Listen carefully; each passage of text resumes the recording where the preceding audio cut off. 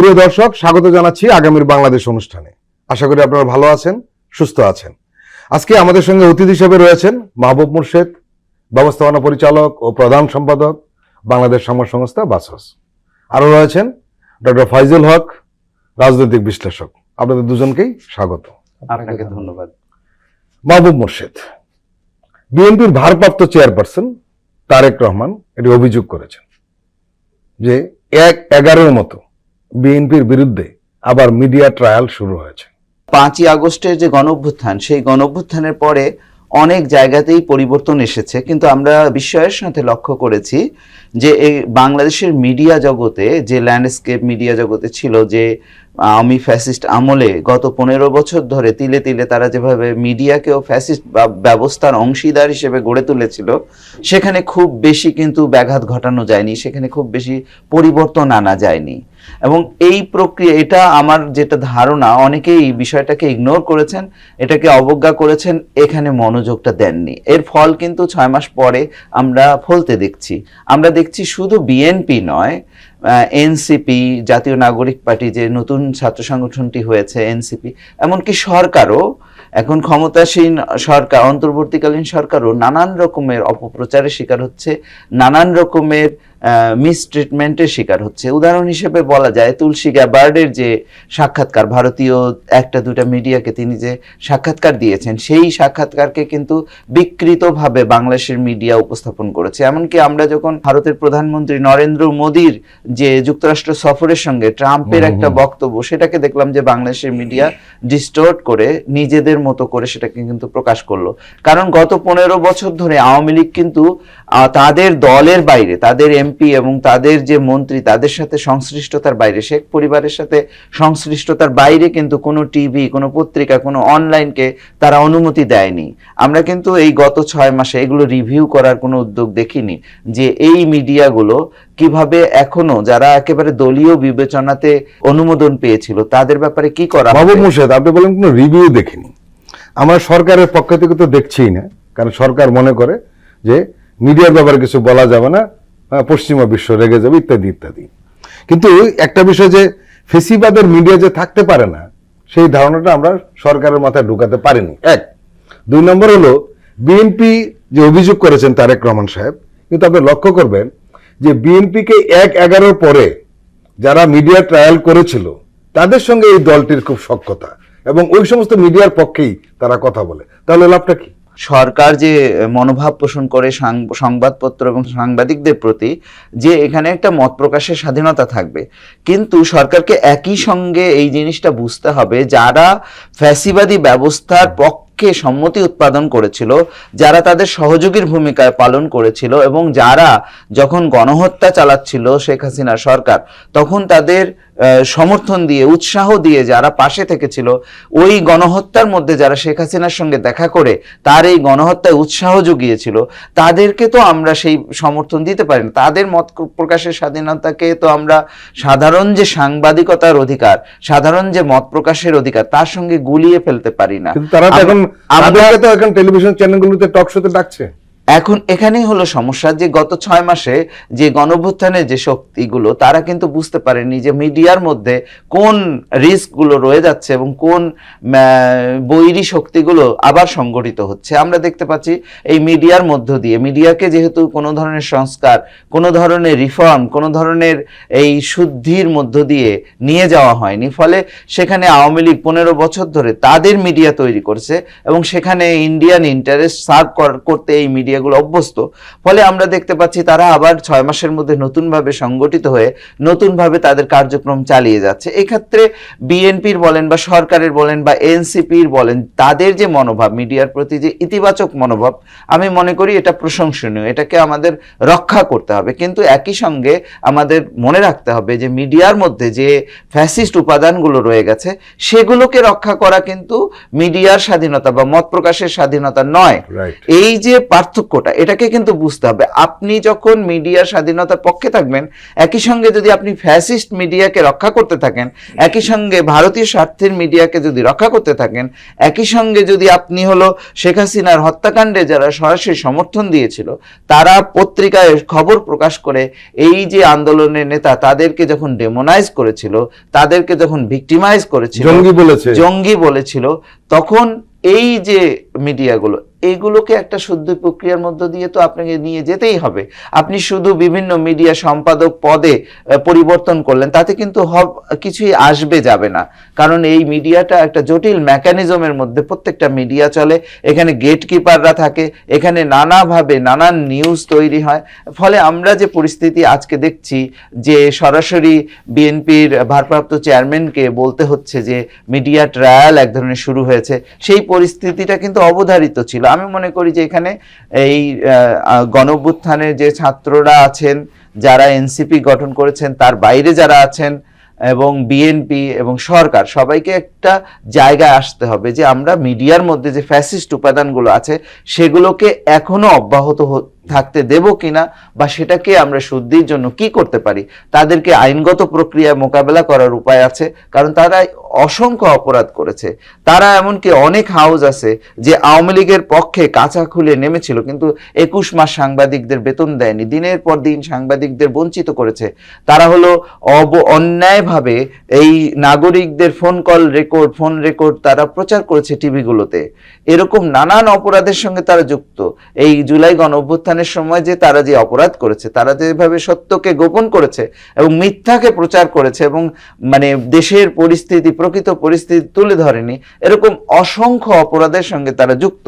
সেইগুলোকে আমরা যদি মিডিয়ার স্বাধীনতা, মত প্রকাশের স্বাধীনতার সঙ্গে গুলিয়ে ফেলি, তাহলে কিন্তু আমরা আবার পরাজয়ের দিকে ধাবিত হব। কারণ সামনের দিনে সামনে যদি ইলেকশন হয়, সামনে যদি নানান ক্রাইসিস তৈরি হয়, তাহলে এই মিডিয়াকে কিন্তু আমরা নেগেটিভ ভূমিকায় অবতীর্ণ হতে দেখব। সেটা মোকাবেলার করার বুদ্ধি কিন্তু আমাদের নেই। পত্রিকা অনলাইন তৈরি করেছে, এর বিকল্প কিন্তু মিডিয়া তৈরি করার উদ্যোগ এখন পর্যন্ত এই যে বিকল্প শক্তি বিএনপি বলেন, এনসিপি বলেন, এদের পক্ষ থেকে দেখা যাচ্ছে না। এই সরকারটা একটা অন্তর্বর্তীকালীন সরকার, তারা নিজস্ব মিডিয়া তৈরি করবে না, সেটা খুবই প্রত্যাশিত, খুবই স্বাভাবিক।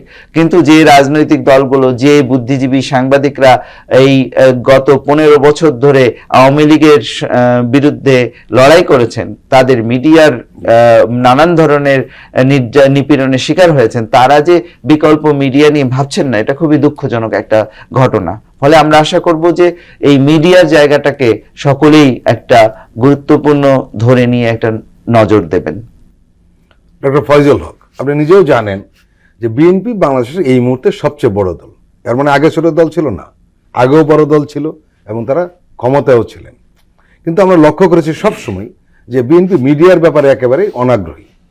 এবং আমরা এটাও লক্ষ্য করেছি বিএনপি যখন ক্ষমতায় ছিল তখন কোন সাংবাদিককে তারা প্রাধান্য দিত, কাদেরকে তারা গুরুত্ব দিত, এবং সব আওয়ামী এবং ফেসিবাদের সমর্থক যারা এখন তাদেরকে তারা গুরুত্ব দিত। এটা একটা দুঃখজনক ঘটনা। এবং একই সঙ্গে তারা নতুন কোনো মিডিয়া করার চেষ্টা করেনি। পরে আমরা দেখলাম 11-11 সময় একটা ভয়ঙ্কর পরিস্থিতি তৈরি হলো এবং সেখানে তারেক রহমান এবং খালেদা জিয়াকে ব্যবচ্ছেদ করা হলো রীতিমতো। মিডিয়া ট্রায়াল হয়ে গেল। এদের ইমেজকে ধসিয়ে দেওয়ার জন্য যা যা করা দরকার সবকিছু তারা করেছে। এবং খালেদা জিয়ার মতো আপোষহীন নেত্রী এবং যিনি একজন দেশপ্রেমিক হিসেবে সবার কাছে গ্রহণযোগ্য, তাকেও তারা অপমান করতে ছাড়েনি। এবং আপনি নিশ্চয়ই জানেন 5ই অগাস্টের পরে কি ঘটলো। আমরা দেখলাম মিডিয়াগুলির মধ্যে এক ধরনের অস্থিরতা তৈরি হলো এবং কেউ কেউ ভাগাভাগি করে নিল যে এই মিডিয়া আমার দায়িত্বে, এবং সেটা হয়েছে টাকার বিনিময়ে। কারা এটা নিয়েছে, কোন নেতা নিয়েছে, আমরা সব জানি। তারাই দায়িত্ব নিলেন, আবার এখন তাদের বিরুদ্ধে নেমেছে। এবং কোনো কোনো নেতা বিএনপির কোনো মিডিয়াকে রক্ষার জন্য মনে হয় কোমর বেঁধে লেগেছিল, এবং সেই সমস্ত মিডিয়ায় কিন্তু এই তারেক রহমান এবং খালেদা জিয়াকে অপমানিত করেছে। এখন প্রশ্ন হল, এই যে বৈপরীত্য, তারেক রহমান বলছেন যে 1-11 মতো মিডিয়া ট্রায়ালের চেষ্টা করছে বিএনপিকে, তো মিডিয়া ট্রায়াল হবে এটা তো স্বাভাবিক, কারণ এরা তো তারেক রহমানের পক্ষের লোক না, বিএনপির পক্ষের লোক না। তাহলে এই বিএনপি এখনো এখান থেকে বেরোতে পারছে না, বলছে এই সমস্ত মিডিয়াকে বিএনপির কোনো নেতা প্যাট্রোনাইজ করছে।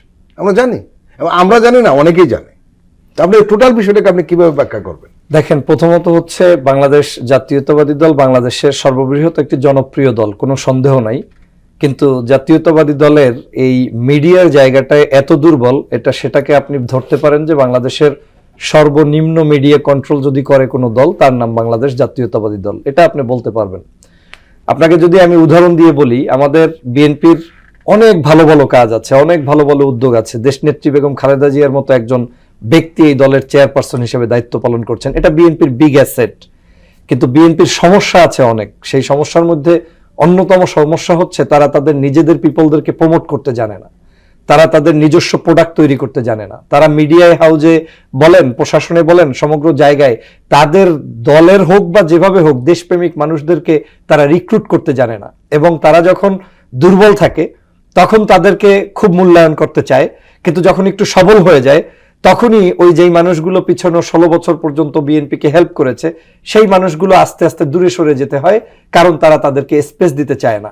আমি যদি একটু উদাহরণ দিয়ে বলি, বাংলাদেশের আমার দেশের সম্পাদক মাহমুদুর রহমান একজন জননন্দিত বিশ্ববিখ্যাত, বাংলাদেশের প্রেক্ষাপটে তিনি একজন মজলুম সাংবাদিক। আমার দেশ পত্রিকা বাংলাদেশে চালু হয়েছে, আমি চ্যালেঞ্জ ছুড়ে দিয়ে বলতে পারি বিএনপির পক্ষ থেকে একটা উইশ করা হয়নি এখন পর্যন্ত। তার যেদিন উদ্বোধন হয়েছে আমি সেখানে গিয়েছি, সেখানে বাংলাদেশের সরকারের উপদেষ্টারা এসেছেন, বিভিন্ন পর্যায়ের মানুষ এসেছেন, কিন্তু বিএনপির কোনো প্রতিনিধি কিংবা কেউ একজন গিয়ে তার এই পত্রিকাটা কি উইশ করে নাই। তা আপনি যখন কাউকে অ্যাকনলেজ না করবেন, আপনি তার থেকে ভালো কিছু কামনা করবেন, এটা তো কোনোভাবেই সম্ভব না। আমার দেশে এটা একটা উদাহরণ হিসাবে আমি দিলাম।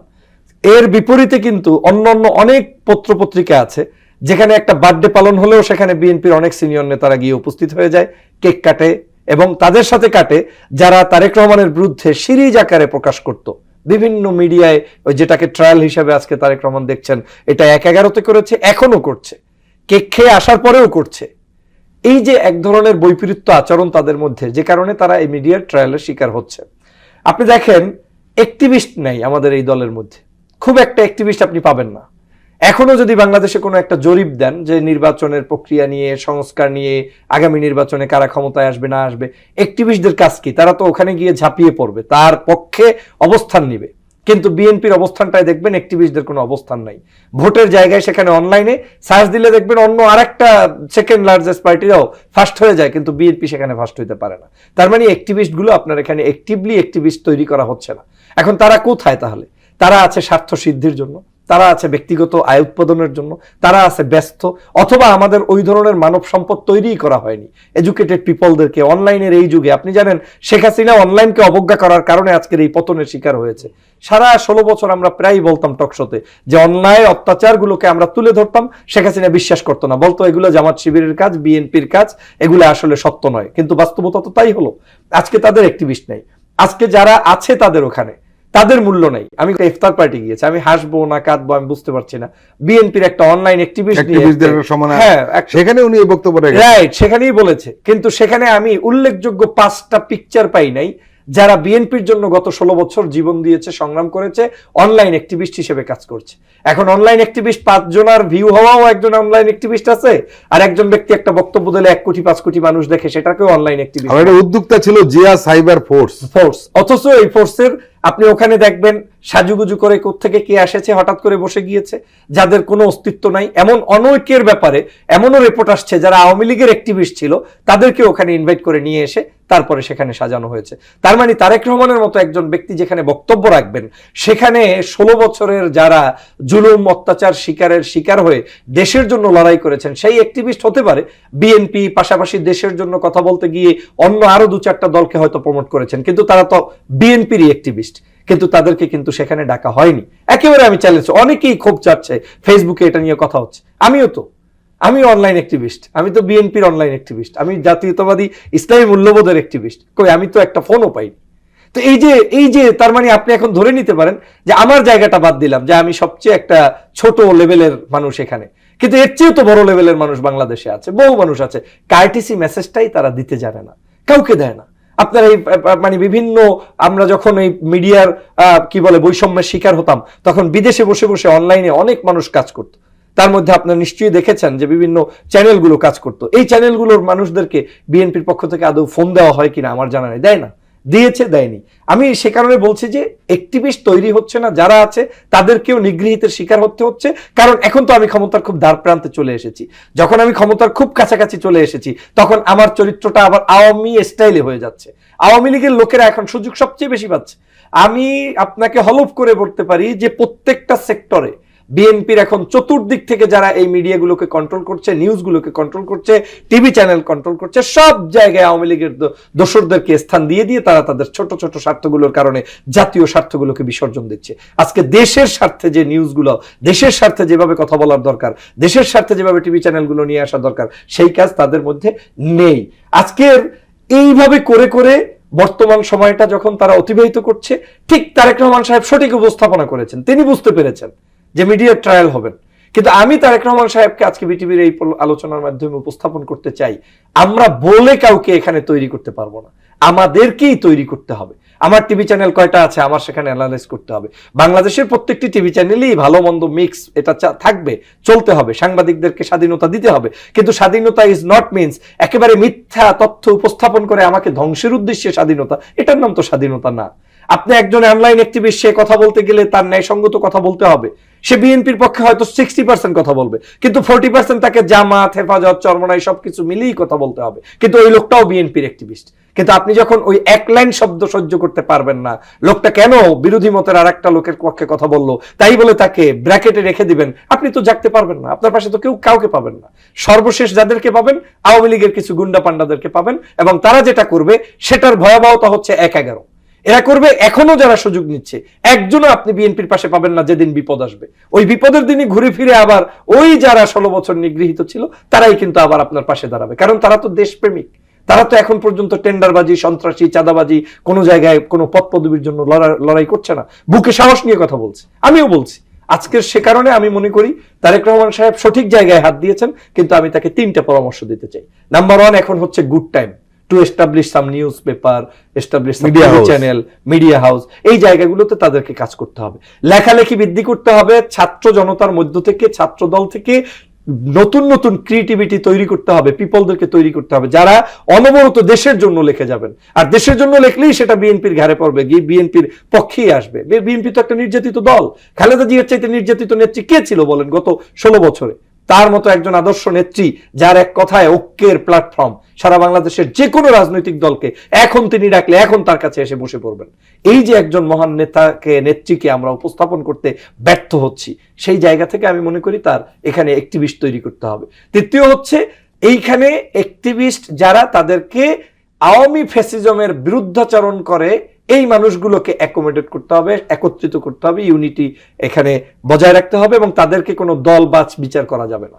যেমন আপনাকে শুধু একটা জায়গায় থিম ঠিক করতে হবে যে লোকটা আওয়ামী লীগ না, লোকটা ফ্যাসিবাদের দোসর না, লোকটা ভারতের আধিপত্যবাদের পক্ষে না, লোকটা এর বাহিরে। সে লোকটা কিঞ্চিত জামাতের কথা বলবে, কিঞ্চিত মজলুমের পক্ষে কথা বলবে, আর অনেক জায়গায় বিএনপির পক্ষে কথা বলবে, 2-1 জায়গায় বিএনপির সমালোচনাও করবে। সেই মানুষগুলোকে আপনি যখন ধরে রাখতে পারবেন, এরাই আপনার অ্যাসেট হিসাবে সামনের দিনে কাজ করবে। যদি সেটা না পারে, তাহলে বিএনপির যা হওয়ার তাই হচ্ছে।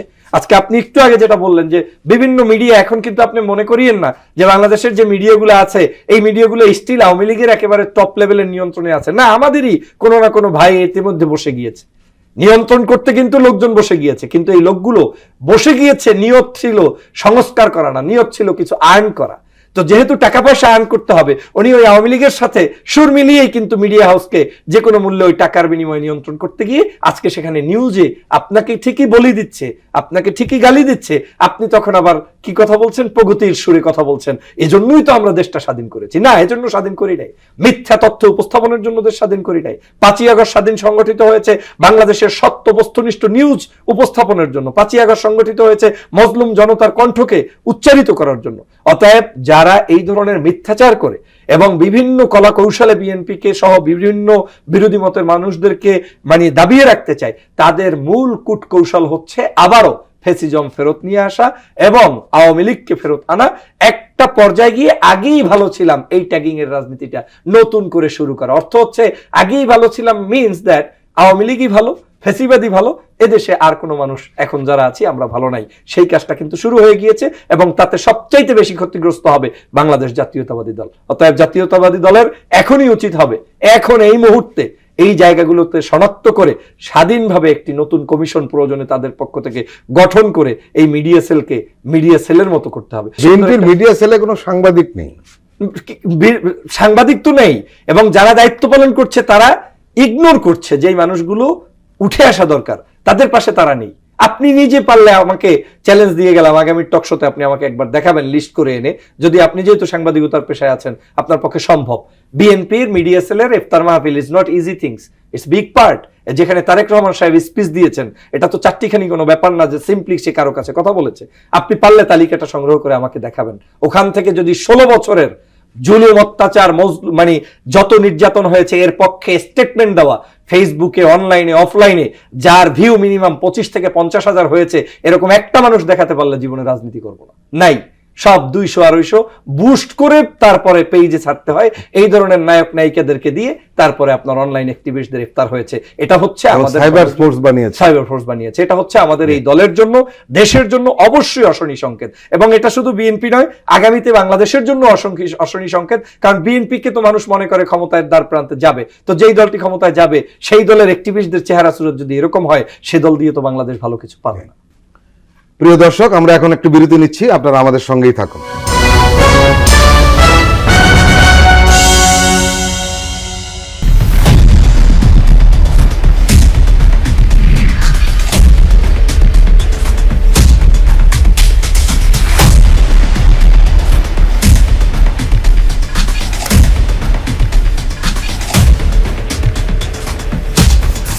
নিপীড়নের স্মৃতি, প্রযোজনা মোহাম্মদ হাসান রিয়াদ ও গোলাম মোর্শেদ।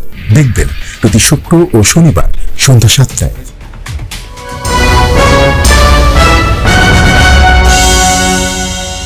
আবারও স্বাগত আগামীর বাংলাদেশ অনুষ্ঠানে। আজকে আমাদের সঙ্গে আলোচনায় রয়েছেন মাহবুব মোর্শেদ এবং ডক্টর ফয়জুল হক। মাহবুব মোর্শেদ, পাবলিক বিশ্ববিদ্যালয়গুলো থেকে ছাত্র বহিষ্কার এবং শিক্ষক বহিষ্কারের কর্মসূচি শুরু হয়েছে, এর কারণও রয়েছে। জুলাই আগস্টে যে বৈষম্য বিরোধী ছাত্র আন্দোলন চলাকালে বিভিন্ন বিশ্ববিদ্যালয়ে যারা হামলা করেছিল তাদের বিরুদ্ধে এই পদক্ষেপটা নেওয়া হচ্ছে, এবং এখন পর্যন্ত 3 পাবলিক বিশ্ববিদ্যালয়ে প্রায় 450 শিক্ষার্থী ও 9 জন শিক্ষককে বহিষ্কারের সিদ্ধান্ত নেওয়া হয়েছে। এর মধ্যে ঢাকা বিশ্ববিদ্যালয়ে 128 জন, জাহাঙ্গীরনগর বিশ্ববিদ্যালয়ে 289 জন এবং চট্টগ্রাম প্রকৌশল প্রযুক্তি বিশ্ববিদ্যালয়ে 19 জন শিক্ষার্থী রয়েছেন।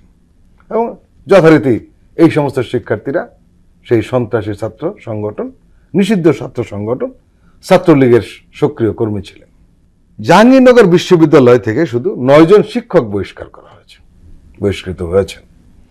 আপনি জাহাঙ্গীরনগর বিশ্ববিদ্যালয়ের ছাত্র ছিলেন, কিন্তু আমরা জানি জাহাঙ্গীরনগর বিশ্ববিদ্যালয়ের ছাত্র যারা ঢাকাতে অবস্থান করেন তারা সবসময় বিশ্ববিদ্যালয়ের সঙ্গে সম্পর্ক রাখেন। এর কারণ হলো বিশ্ববিদ্যালয়টি আবাসিক বিশ্ববিদ্যালয়, পরস্পর সবাইকে সবাই চেনে এবং আপনারা নিয়মিত ক্যাম্পাসে যান। এখনো এই শিক্ষকরা বহিষ্কার হলো, বিষয়টিকে আপনি কিভাবে দেখছেন, কেন বহিষ্কার হলো? আমরা সবাই সাধারণভাবে যে জিনিসটা জানি যে যখন জুলাই গণঅভ্যুত্থান চলছিল তখন ছাত্রলীগের পক্ষ থেকে একটা বড় ধরনের আক্রমণ বিভিন্ন পাবলিক বিশ্ববিদ্যালয়ে কিন্তু শানিত হয়েছিল, এবং আমরা জানি যে ছাত্রীদেরকে নানাভাবে নির্যাতন নিপীড়ন করা হয়েছে, প্রকাশ্যে মারধর করা হয়েছে এবং তারা শারীরিকভাবে আক্রমণ করেছে ছাত্র ছাত্রী উভয়ের উপরে। এবং এর পেছনে যে আওয়ামীপন্থী শিক্ষক যারা প্রশাসন পরিচালনার সঙ্গে জড়িত ছিল তারা যে এখানে এই ছাত্রদের হামলার পেছনে ছিল এবং ক্যাম্পাসে যত্রতত্র যে কোনো সময় পুলিশকে ঢুকতে দেয়া, শুধু এই জুলাই গণঅভ্যুত্থানের সময় না, 2018 সাল থেকে বিভিন্ন আন্দোলন সংগ্রামে আমরা দেখেছি ছাত্রলীগ একটা সন্ত্রাসী বাহিনীতে পরিণত হয়েছিল এবং তারা নানাভাবে এই ছাত্রদের আন্দোলনের উপরে আক্রমণ করত, নেতাদেরকে টার্গেট করে আহত করত। এই যে এই আন্দোলনের অন্যতম নেতা আক্তার হোসেন, সে কিন্তু অনেকবারই ছাত্রলীগের মারধরের শিকার হয়েছে। এই যে নাগরিক শক্তি, সেটা ছাত্র শক্তি আত্মপ্রকাশের সময় ব্যাপক মারধরের শিকার হয়েছে। আমার সেদিনের কথা মনে হচ্ছে যে তাবাসুম এবং আক্তার এরা সব সহ এই টিএসসির পাশে ব্যাপক প্রহারের শিকার হয়েছিল। আমরা জানি যে এই যে ব্যাপক একটা প্রত্যেকটা আক্রমণ, সন্ত্রাস এবং অরাজকতা, গেস্ট রুম কালচার, হত্যাকাণ্ড, তারা হত্যার সঙ্গে জড়িত ছিল এবং ভিন্ন মতাবলম্বী হলেই তাদেরকে এক ধরনের আক্রমণের লক্ষ্যবস্তুতে পরিণত করা, এটা তারা কিন্তু খুব ব্যাপকভাবে পরিচালনা করত। ফলে এটা কিন্তু একটা সাধারণ দাবি এবং খুবই প্রত্যাশিত দাবি যে বিশ্ববিদ্যালয় থেকে ছাত্ররা বহিষ্কৃত হবে যারা এই সন্ত্রাসের সাথে জড়িত। তদন্ত এবং অন্যান্য প্রক্রিয়া মেনে তাদেরকে বিচার করা হবে, তাদেরকে বহিষ্কার করা হবে। শুধু বহিষ্কার পর্যন্ত কিন্তু আমাদেরকে থামলে চলবে না, কারণ এই বহিষ্কার কিন্তু কিছুই মিন করে না সাধারণ অর্থে। কিন্তু বিশ্ববিদ্যালয়গুলো একটা জিনিস বোঝাতে চায় যে আমরা তাদের ছাত্রত্ব বাতিল করে দিয়েছি বা বহিষ্কার করে একটা ব্যবস্থা আমরা ক্যাম্পাসে রাখছি না, কিন্তু তারা যে অপরাধ করেছে সেটা যে মাত্রা, সেটা কিন্তু শুধু বহিষ্কারের মধ্য দিয়ে এর প্রতিবিধান হওয়া সম্ভব নয়। তাদের বিরুদ্ধে কিন্তু ফৌজদারি মামলা করা উচিত এবং সেই শাস্তি, রাষ্ট্রের যে প্রচলিত আইন কানুন সেই অনুযায়ী শাস্তির ব্যবস্থা করা উচিত। এখন শিক্ষকদের প্রসঙ্গে আসি। সাধারণভাবে শিক্ষকদের জন্য যে ব্যাপারটা, সেটা হলো শিক্ষকরা কিন্তু এই ছাত্রদের সন্ত্রাসের পেছনে সক্রিয় ভূমিকা পালন করে, তারা নিপীড়ক ভূমিকা পালন করে। এবং এই জুলাই গণঅভ্যুত্থানের সময় আমরা দেখেছি শিক্ষকরা কিরকম মারমুখী বক্তব্য দিয়েছে, ছাত্রদের পেছনে পুলিশ এবং এই সন্ত্রাসী ছাত্রদের লেলিয়ে দিয়েছে এবং এখানে পরিস্থিতিকে কোনোভাবেই একটা সহাবস্থানের জায়গায় নিয়ে যেতে পারেনি গত 15.5 বছর ধরে। এবং জুলাই গণঅভ্যুত্থানের সময় তারা একটা নেতিবাচক ভূমিকা পালন করেছে। ফলে এটা কিন্তু খুবই প্রত্যাশিত যে তাদের একটা তদন্ত হবে। সেই তদন্তের প্রক্রিয়ার মধ্য দিয়ে শুধু যে এই তাদের শিক্ষকতা বাতিল সেটা নয়, তাদের অপরাধেরও একটা ফৌজদারি মামলা প্রক্রিয়ার মধ্য দিয়ে নিয়ে যেতে হবে। কারণ আমরা দেখেছি যে শিক্ষকদেরকে নানাভাবে বিগত আওয়ামী লীগ সরকারের আমলে ভিন্ন মত প্রকাশ করলেই শিক্ষকদেরকে নানাভাবে তাদের শিক্ষকতা বাতিল করে দেওয়া হতো। কিন্তু এই পরিস্থিতিটা যেন এই সময় না হয়, বরং অপরাধ যদি কেউ করে সেই অপরাধের জন্য যেন তাকে শাস্তি দেওয়া হয়, এই জিনিসটা সামনে আনা দরকার। মানে এটাকে কোনো রাজনৈতিক প্রতিহিংসার জায়গায় যেন বিচার না করা হয় যে এটা রাজনৈতিক প্রতিহিংসা বশত করা হয়েছে, পরের আমলে বা তারপরে গিয়ে সে আবার আদালতে মামলা করে সেই শিক্ষক ফিরে আসবেন, সেই ব্যাপার যেন না হয়, বরং তারা যে অপরাধ করেছে সেই অপরাধের জন্যই তাদের শাস্তি হওয়া দরকার, এটা আমি মনে করি। ডক্টর ফাইজুল হক, আপনি জানেন যে পাবলিক বিশ্ববিদ্যালয়ের শিক্ষকরা শেষ পর্যন্ত শিক্ষক থাকেননি। একজন আওয়ামী লীগের নেতা হয়ে গেছেন, কেউ যুবলীগের নেতা হওয়ার খায়সা পোষণ করেছেন। আপনারা জানেন জগন্নাথ বিশ্ববিদ্যালয়ের ভাইস চ্যান্সেলর এরকম একটা কথা বলেছিলেন যে আমাকে যদি যুবলীগের সভাপতি বানানো হয় তাহলে আমি একটা পদটা ছেড়ে দিব। আসলে মানসিকভাবে তারা ছিল যুবলীগের লোক এবং যুবলীগের কমিটিতে উনি ছিলেন। এই ছিল অবস্থাটা। এখন এই শিক্ষকদের ব্যাপারে একটা শাস্তিমূলক ব্যবস্থা কোনো কোনো বিশ্ববিদ্যালয় শুরু করেছে। মাহবুব মোর্শেদ সঠিক বলেছেন যে এই সমস্ত শিক্ষকদের যে কারণে বহিষ্কার করা হচ্ছে বা হয়, রাজনৈতিক কারণ যদি সেখানে সামনে এসে দাঁড়ায় তাহলে কিন্তু কোর্ট থেকে আর আবার গিয়ে পুনরায় শিক্ষক হিসাবে নিয়োগ দিতে পারে। এবং আমরা অতীতে দেখেছি যে বিএনপিপন্থী কোনো কোনো শিক্ষককে শুধু রাজনৈতিক কারণে বিশ্ববিদ্যালয় বহিষ্কার করেছিল, কিন্তু তারা আবার আইনগতভাবে গিয়ে সেটা বিজয়ী হয়েছে। যে কথাটা বারবার মাহবুব মোর্শেদ বলার চেষ্টা করেছেন সেটি হলো যে ফৌজদারি মামলাটা হওয়া উচিত এদের ব্যাপারে, কারণ এরা যে অন্যায় এবং এই সন্ত্রাসীদের সাধারণ ছাত্রদের পেছনে লেলিয়ে দেওয়ার ভূমিকা রেখেছে, তার তো একটা বিচার হওয়া দরকার। 400 জন শিক্ষার্থী এবং 9 জন শিক্ষকের ব্যাপারে যে অভিযোগ তুলে ইতিমধ্যেই শাস্তির ব্যবস্থা নেওয়া হচ্ছে, আরো অন্যান্য বিশ্ববিদ্যালয় জায়গায় নিচ্ছে, এটাকে সূচনা লগ্নে আমি এটাকে সাধুবাদ জানাই। প্রথম পর্যায়ে হচ্ছে যে অ্যাটলিস্ট কাজটা শুরু হয়েছে।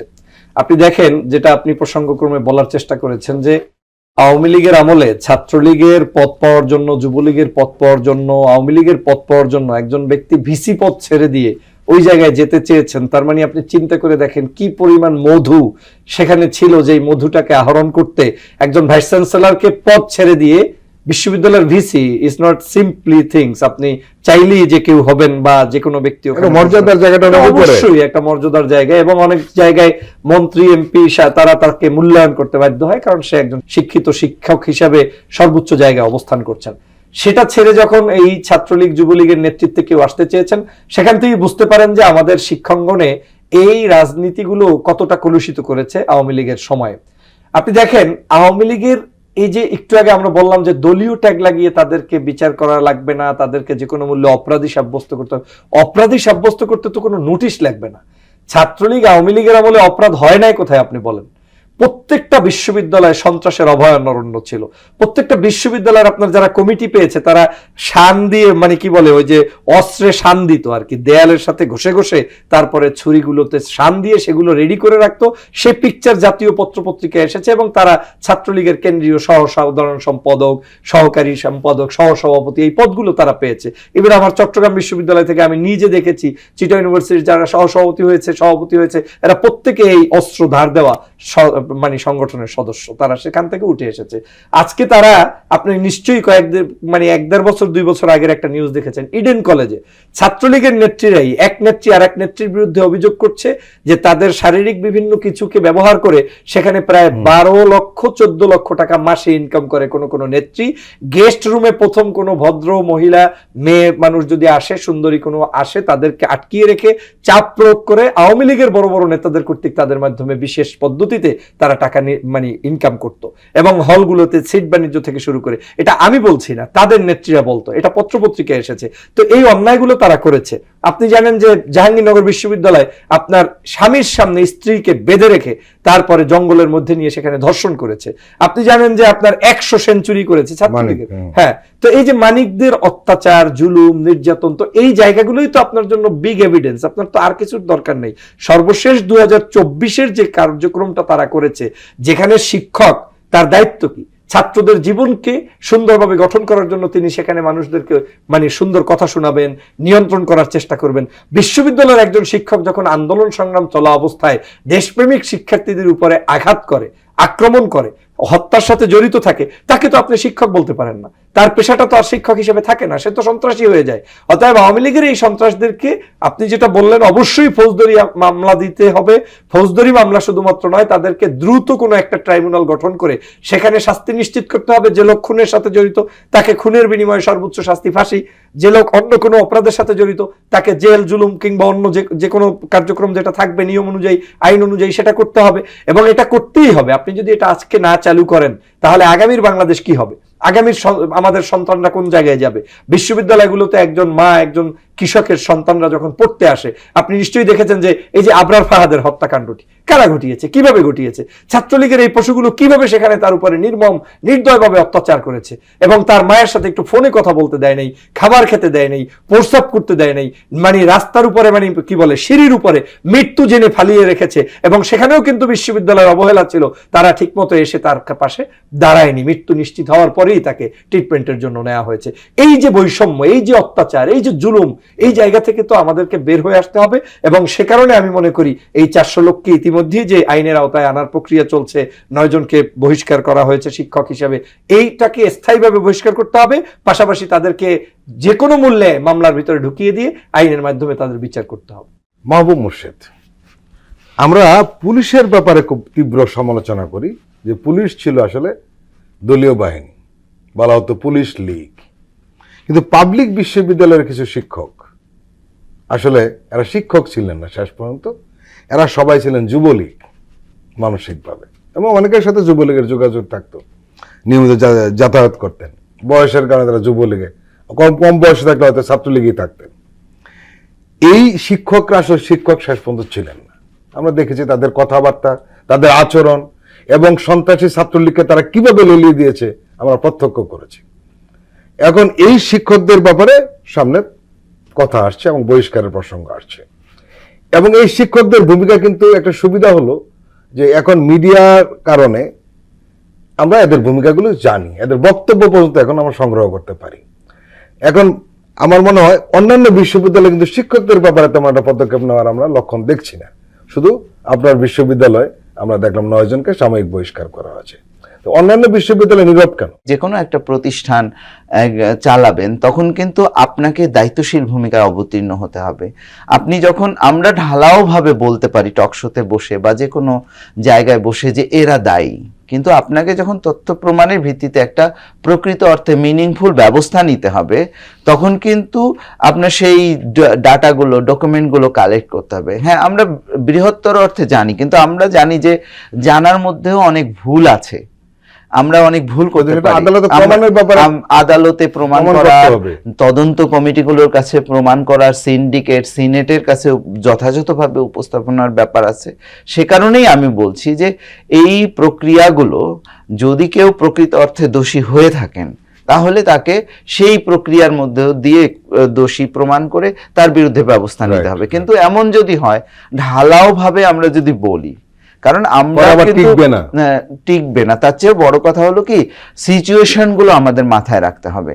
যে একটা আমরা মুখে বলছি যে একটা সর্বাত্মক ফ্যাসিবাদী, একটা কর্তৃত্ববাদী শাসন ছিল, সেই কর্তৃত্ববাদী ফ্যাসিবাদী শাসনের মধ্যে কিন্তু বিশ্ববিদ্যালয়গুলোতে আমরা দেখেছি সেখানে শিক্ষকরা কিরকম গত 15.5 বছরে কিরকম একটা পরিস্থিতির মধ্যে গিয়েছেন, এবং একের পর এক কিন্তু মেয়াদ শেষ হয়েছে সরকারের, তারপরে নতুন মেয়াদ রিনিউ হয়েছে, এবং শিক্ষকদেরকে সেরকম চাপের মধ্যে ফেলে দেওয়া হয়েছিল।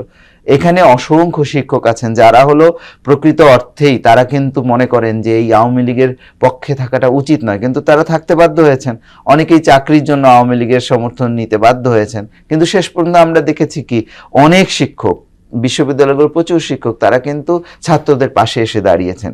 এমনকি আমরা দেখেছি যে আওয়ামীপন্থী শিক্ষক ছিলেন, কিন্তু তারাও ছাত্রদের পক্ষে এসে দাঁড়িয়ে মার খেয়েছেন।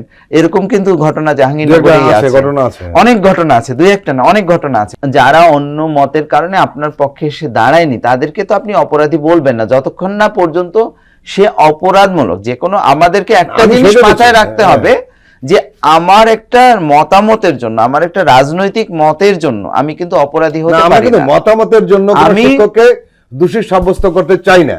এখন ধরুন ছাত্রলীগের একটি ছেলে সাধারণ ছাত্রদের উপর আঘাত করছে, মারধর করছে, গণরুম তৈরি করছে, সেখানে ধরুন প্রভুর যিনি আছেন, ধরুন একটা হলের উদাহরণ দিলাম আপনাকে, যারা হাউস টিউটর আছেন, তারা তাকে সহযোগিতা করছে ওই ছাত্রলীগের সন্ত্রাসীকে, তাকে আপনি কি বলবেন? সেখানে তো রাজনৈতিক মতামত না, সে তো সন্ত্রাসীদের সহযোগী। সেটাই আমি বলছি শিক্ষক হিসাবে আমরা যেন শিক্ষকের কলঙ্ক, আমরা যেন ঢালাও ভাবে এমন পরিস্থিতি না করি। রাজনৈতিক মতাদর্শের জন্য কাউকে দোষী সাব্যস্ত করার কথা আমরা বলছি, হ্যাঁ, যে রাজনৈতিক মতাদর্শের কারণেই সে অপরাধীতে পরিণত হলো সেটা যেন না হয়। তাকে অপরাধটা করতে হবে, যদি সে অপরাধ করে থাকে এবং সেটা যদি তথ্য প্রমাণ সাপেক্ষে উপযুক্ত কর্তৃপক্ষের কাছে প্রতীয়মান হয় যে সে দোষী, তাহলে আমরা তাকে বহিষ্কার কেন? তার বিরুদ্ধে আমরা কিন্তু, আমি নিজেই বলেছি যে এই বহিষ্কারই যথেষ্ট নয়। সেক্ষেত্রে তারা আদালতে বলতে পারে যে আমরা হলো রাজনৈতিক প্রতিহিংসাবশত এই বহিষ্কারের শিকার হয়েছে, তার বিরুদ্ধে ফৌজদারি মামলা করতে হবে যদি ফৌজদারি মামলার উপযুক্ত হয়। কিন্তু আমরা যেন এইরকম পরিস্থিতি না তৈরি করি, কারণ বিশ্ববিদ্যালয়গুলোতে একটা শিক্ষক তৈরি করতে কিন্তু, যে কোনো একটা বিশ্ববিদ্যালয় ধরেন বায়োকেমিস্ট্রিতে একজন শিক্ষক তৈরি করতে আপনার 25 বছর সময় লাগবে। আপনি কিন্তু রাজনৈতিক মতের কারণে সেই শিক্ষকটাকে বহিষ্কার করে দিতে পারেন, কিন্তু আরেকজন ওই শিক্ষক তৈরি করতে আপনার আরো 25 বছর কিন্তু লাগবে। আপনার কিন্তু শুধু রাজনীতি দিয়ে সমাজটা কিন্তু চলে না, আপনাকে কিন্তু একটা বিশ্ববিদ্যালয় চালাতে হবে। সেখানে একটা ফিজিক্সের মতো একটা সাবজেক্ট, সেখানে আপনি কিন্তু রাতারাতি একটা শিক্ষক, একজন অধ্যাপক তৈরি করতে পারবেন না। আপনার ওই বাস্তবতাটা কিন্তু, আমরা যাদের কথা বলছি এরা আসলে শিক্ষক ছিলেন না, সেটাই যদি তাই হয়, ঠিকমতো পড়াতেনও না, বহু গার্বেজে জয়েন্ট হয়েছে, এবং এরা কিভাবে জয়েন করেছে, কত নম্বরে ছিল, এরকম। এখন জিনিসটা হলো যে আমরা সাধারণভাবে বিশ্ববিদ্যালয়গুলোকে, এটা তো বিশেষায়িত একটা প্রতিষ্ঠান, এই বিশেষায়িত প্রতিষ্ঠানে কিন্তু আপনি হলো এটাকে একটা পুরো একটা সাধারণ রাজনীতির দৃষ্টিভঙ্গি থেকে একটা শিক্ষক সমাজের একটা বড় অংশকে ভিক্টিমাইজ করে দিতে পারবেন না। নিয়োগ হতেন প্রক্টর বিভিন্ন বিশ্ববিদ্যালয়, পাবলিক বিশ্ববিদ্যালয়গুলোতে, বিশেষ করে সহকারী প্রক্টর যারা থাকতেন, তারা কারা?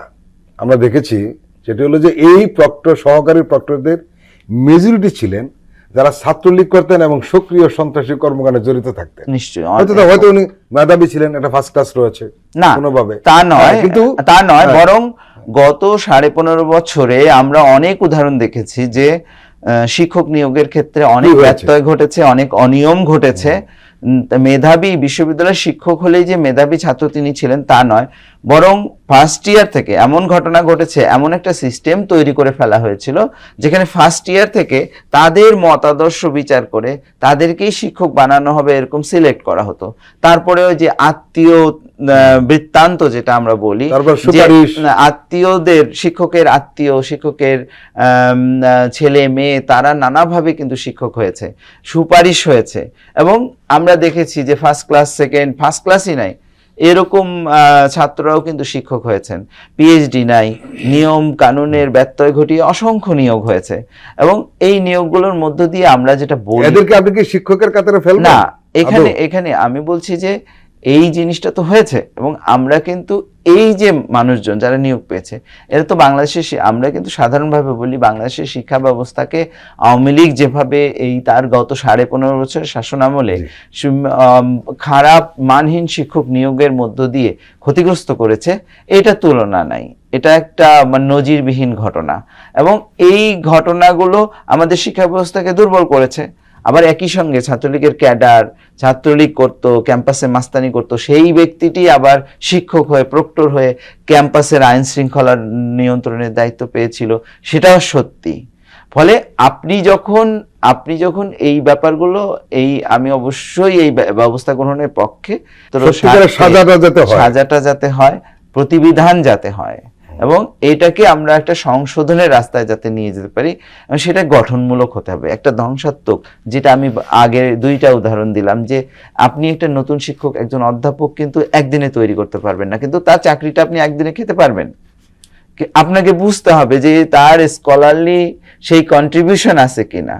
আপনি আজকে একজন দক্ষ পুলিশ অফিসার তৈরি করতে কিন্তু আপনার 25 বছর সময় লাগবে, 30 বছর সময় লাগবে।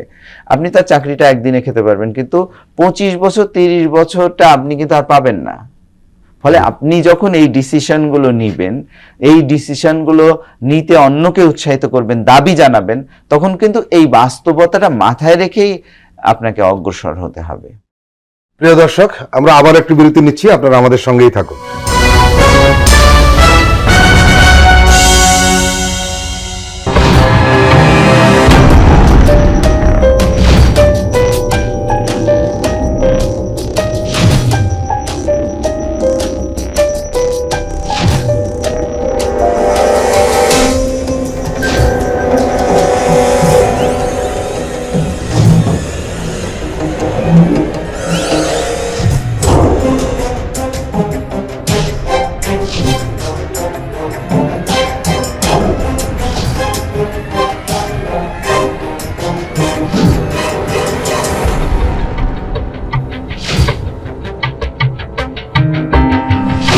কেমন আছে অর্থনীতি দেখবেন প্রতি সোম ও মঙ্গলবার রাত 10:20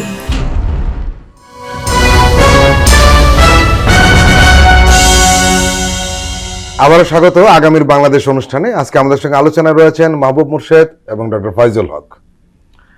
ডক্টর ফয়জুল হক, শেখ হাসিনা এবং তার পরিবারের দুর্নীতির আর শেষ খুঁজে পাওয়া যাচ্ছে না। কিছুদিন পর পরই দুর্নীতির নানান ধরনের খতিয়ান আমাদের সামনে আসছে। আমরা দেখলাম যে শেখ হাসিনা এবং তার পরিবারের 31টি ব্যাংক অ্যাকাউন্ট জব্দের নির্দেশ দিয়েছে দুদক, এবং এই ব্যাংকের হিসাবে টাকা রয়েছে এখন পর্যন্ত 394,60,00,000 টাকার মতো। এর মানে এত টাকা ওঠানোর পরেও শেষ করতে পারেনি, কারণ আমরা জানি যে ব্যাংক অ্যাকাউন্ট জব্দ করেছে অনেক পরে, কারণ নানান প্রক্রিয়া ছিল, একসময় সরকারি ছিল না দীর্ঘ সময়, এই সময় টাকা উঠিয়ে নিয়েছে। এবং আরেকটা বিষয় এখানে যোগ করবে, দুটো নিয়ে আমরা কথা বলতে চাই, যে নাইমুল ইসলাম খান, সেই কথিত সাংবাদিক, উনার 163টি ব্যাংক অ্যাকাউন্ট রয়েছে। এটা কি করে সম্ভব? ওনার অ্যাকাউন্টে ওনার পরিবারের যে 4 সদস্য সব মিলিয়ে 163টি ব্যাংক অ্যাকাউন্ট। আমাদের মতো সাধারণ মানুষ তো চিন্তাই করা যায় না যে এত ব্যাংক অ্যাকাউন্ট একজন মানুষের থাকে কি করে। এই যে দুর্নীতির মহোৎসব, এবং আমরা শুরুতে মিডিয়া নিয়ে কথা বলছিলাম, আপনারা শুনলে অবাক হবেন, সাংবাদিকদের কার কত টাকা এরকম একটা রিপোর্ট যখন প্রকাশিত হলো, তখন অনেকেই মজা করছিলেন। সেটি কি 1000 কোটি টাকার নিচে, এটা কোনো দুর্নীতিই না, এবং এই সাংবাদিকরাও জড়িত ছিল। এই চিত্রগুলো কিন্তু সামনে কম আসছে। আপনি কি বলবেন? দেখেন, আমি প্রথমেই বলছি যে শেখ পরিবারের দুর্নীতির তো কোনো আসলে শেষ নাই। সমগ্র বাংলাদেশের যেখানেই আপনি হাত দেবেন সেখানেই শেখ হাসিনার দুর্নীতি আপনি পাবেন। এখন দুর্নীতির লেভেলটা এমন জায়গায় তার পৌঁছে গিয়েছে যে ছোট ছোট দুর্নীতিগুলো এখন পর্যন্ত সিরিয়ালের সামনেই আসা সম্ভব না। আপনি গত কয়েকদিন আগেও দেখেছেন 2024 সালের 22শে ডিসেম্বর $30 কোটি পাচারের অভিযোগ এনে তার বিরুদ্ধে তদন্ত শুরু হয়েছে তার পরিবারের বিরুদ্ধে। এই মাত্র রিসেন্টলি আপনার দুর্নীতি দমন কমিশনকে নির্দেশ দেওয়া হয়েছে স্পেশাল ট্রাইব্যুনালের পক্ষ থেকে। বিভিন্ন জায়গায় তাদের আসছে, সেটা হচ্ছে 31টি ব্যাংক অ্যাকাউন্ট জব্দ করা এবং সেখানে 3,94 কোটি টাকা এবং তার সমপরিমাণ বা তার চাইতে আরো বেশি টাকা পরিমাণ তাদের দুর্নীতি সেখানে করেছে এবং সেটার জন্য তাদের এই ব্যাংকের জায়গাটা স্তব্ধ করার জন্য বা বন্ধ করার জন্য, অ্যাকাউন্টগুলোকে ফ্রিজ করার জন্য বলা হচ্ছে। কিন্তু তারা কিন্তু এর আগেও এই জায়গা থেকে টাকা পয়সা তুলে নিয়ে যাচ্ছে বিভিন্ন নামে বেনামে। একটা ব্যাংকের পক্ষে কয়জন আর আত্মীয় স্বজন খুঁজে বের করা ব্যাংকে তো তাদের লোক রয়েছে এবং এটা সম্ভব না, অনেক ক্ষেত্রে সম্ভবই না, কারণ তার তো রাইটস আছে যে আমার টাকা আমি তুলবো, এইভাবে কিছু ব্যাপার আছে। আবার দেখেন, এখানে আপনি দেখলেন একজন নাইমুল ইসলাম খানের কথা আপনি একটু বললেন যে নাইমুল ইসলাম সাহেব একজন সাংবাদিক, তিনি তার 163টি ব্যাংক অ্যাকাউন্ট, এই ব্যাংক অ্যাকাউন্ট আপনি খুঁজলে দেখবেন উনি যখন শেখ হাসিনার মদতপুষ্ট হয়ে বিশেষ দায়িত্ব পেলেন প্রেস সচিব সম্ভবত তার আগেই, হ্যাঁ, এই জায়গায় ঢোকার আগে এবং ঢোকার পরে দেখবেন আরো বেশি। এই ব্যাংকগুলো হচ্ছে, অ্যাকাউন্টগুলো খোলার মূল কারণ হচ্ছে এটাও এই শেখ হাসিনার সাথে সংযুক্ত থাকার কারণে দুর্নীতির জায়গাটা এমন জায়গায় পৌঁছেছে যে শেখ হাসিনার কাছে দুর্নীতির টাকা তারও পৌঁছাতে হবে, আর শেখ হাসিনার নাম নিয়ে দুর্নীতি করতে যে মজাটা সে পাবে সেখানে টাকাটাও তার কাছে আনতে হলে এই ব্যাংক অ্যাকাউন্টের তো বিকল্প নাই। এভাবে করে করেই কিন্তু তাদের অবস্থানটা এরকম হয়েছে। আর আমাকে বলতে হবে কেন, শেখ হাসিনা নিজেই তো বলেছে যে তার যে মানে কি বলে বাসার যে কাজের লোক, এই কাজের লোকের 400 কোটি টাকার মানে টাকার অপরাধ আছে, যেটা তিনি জানেন 400 কোটি টাকার মালিক সে হেলিকপ্টারে চড়ে। তো এটা কিন্তু শেখ হাসিনা নিজে বিবৃতি দিয়ে বলে গিয়েছেন যে তার কাজের লোকের এই পরিমাণ টাকা আছে। তো যেই বাসার কাজের লোকের টাকা 400 কোটি, সে জায়গার প্রেস সচিবের তো 163টা ব্যাংক অ্যাকাউন্ট থাকাটা খুব একটা অমূলক না। পাশাপাশি শেখ পরিবারের এই টাকাগুলো যেখানে তদন্ত হচ্ছে, হ্যাঁ, $30 কোটি কিছুদিন আগে, তাহলে বাংলাদেশের সমগ্র জায়গায় তো আমরা এই কথাগুলো গত 16 বছর বলেছি।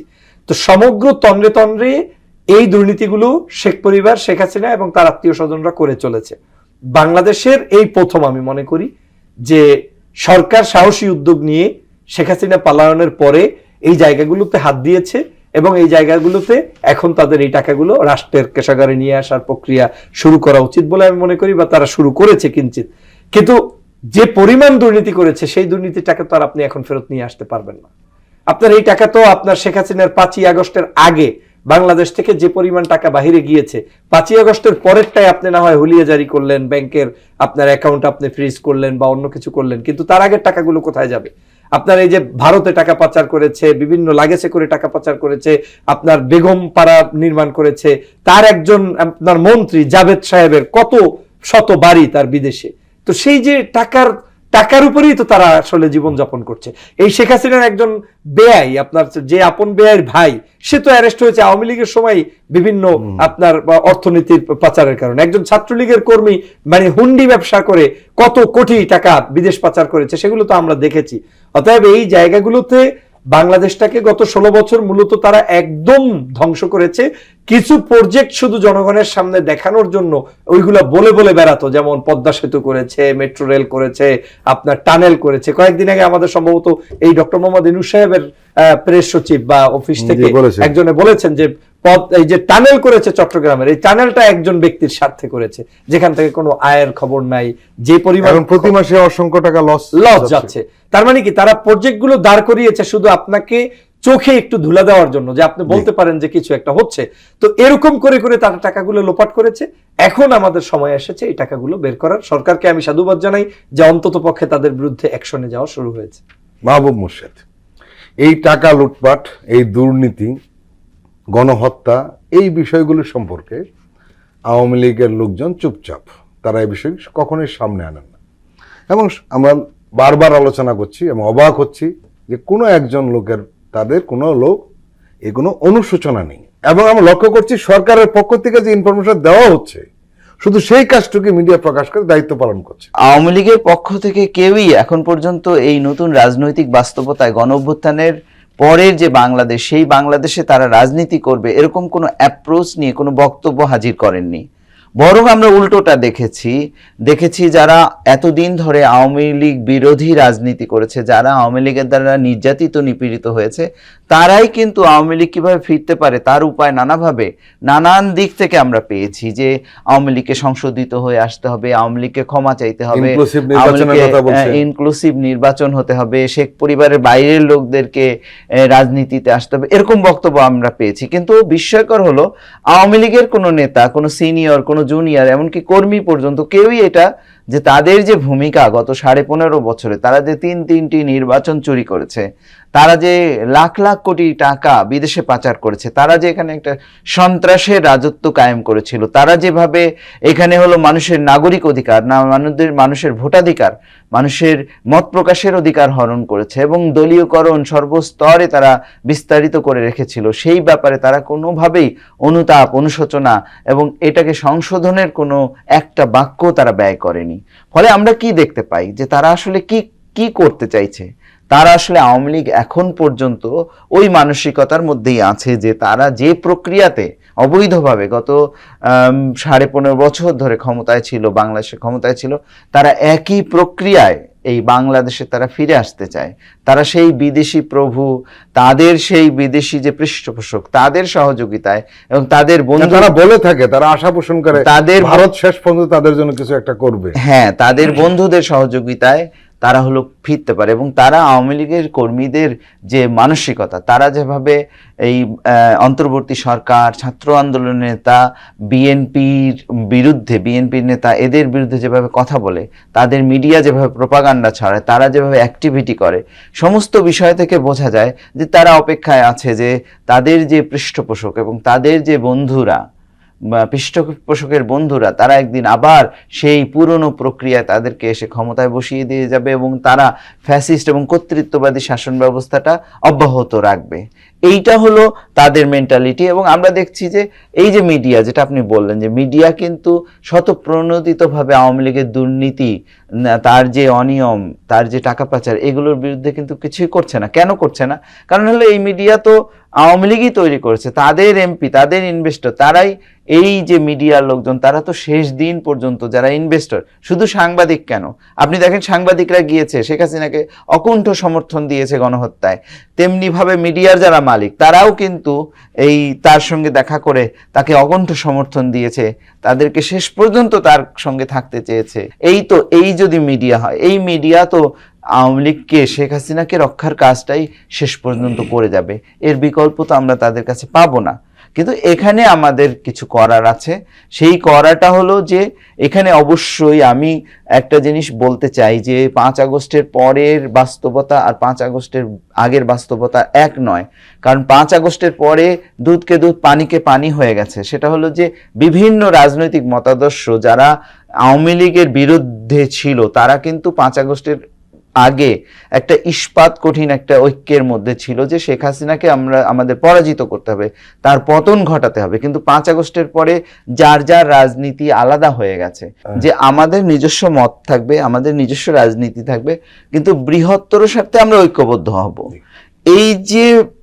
এই চর্চাটা আমাদের মধ্যে কিন্তু এখন তৈরি করতে হবে। এই জায়গাটায় আমাদের মনে রাখতে হবে যে আমরা যেন উগ্র হয়ে না উঠি, জাতীয় ঐক্যে এই অন্তর্বর্তীকালীন সরকারের যে সংস্কার, নতুন বাংলাদেশের যে সম্ভাবনা, সেটাকে জাগিয়ে রাখা, সেটাকে সফল করার জন্য আমাদের ঐক্য থাকতে হবে, কিন্তু আমাদের নিজ নিজ রাজনীতি করতে হবে, সেটা যেন সংঘাতে রূপ না নেয়। মাহবুব মোর্শেদ এবং ডক্টর ফয়জুল হক, আপনাদের দুজনকেই আন্তরিক ধন্যবাদ। প্রিয় দর্শক, আজকের অনুষ্ঠান আমরা এখানে শেষ করছি। আপনারা ভালো থাকবেন, সুস্থ থাকবেন। আল্লাহ হাফেজ।